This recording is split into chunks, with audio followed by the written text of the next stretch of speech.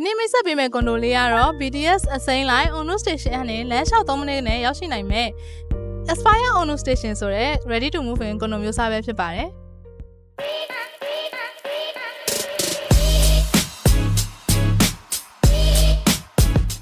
ကဲဒါဆိုရင်တော့အခန်းလေးကိုကြည့်လိုက်ကြရအောင်